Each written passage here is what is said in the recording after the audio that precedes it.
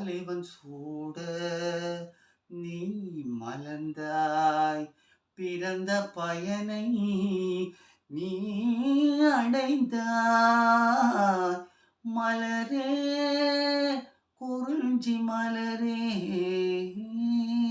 ரொம்ப அழகா அடுத்தடுத்து வரும். தாய்மடி சிறந்த தாய்ப்படி சேரும் லாலலலல்.